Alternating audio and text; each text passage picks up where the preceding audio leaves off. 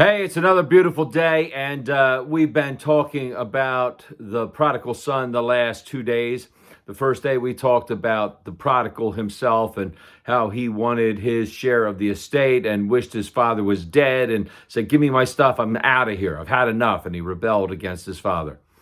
Second day we talked about the father and how he never gave up on the son. He was always loving the son and waiting for the son to come back and looking for the son to return, and finally he did. But there's a third player in the tale of the prodigal son, and sometimes we overlook this guy, and it's the older brother. You know, he doesn't really come into play until the prodigal has gone and wasted his money and come back, and the father greets him and tells the servants, "Get a big robe and put some rings on his fingers. My son was lost, and now he's found." The older son, who has been true to the father and stayed with the father the whole time, comes in from working in the fields, right? And says, "Hey," grabs the servant and says, "Hey, what's all that noise up in the house, man? You know, what's all the music? Hey, is that roast beef I smell on the grill?" And the servant's like, "Yeah, man, as a matter of fact, it is. Your dad is throwing this huge party because your brother has returned."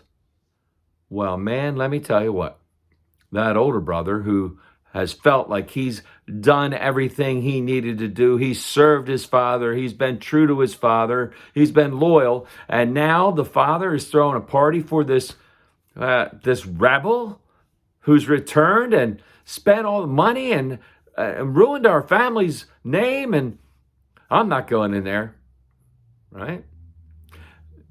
Don't we do that sometimes? God the Father has brought back all of these people, has accepted all of these rebels and addicts and homeless and thieves and liars and cheats. And we've been good Christians and we've done everything right and we don't get anything. We just get taken for granted. And the father comes out and he says, "Hey, my son, everything I have is yours. All you got to do is ask me and I'll give it to you." But the son is too proud, right? The son is all about himself, and all he thinks about is what he's going to get if he just stays loyal to the father and does what he's supposed to do and doesn't mess it up.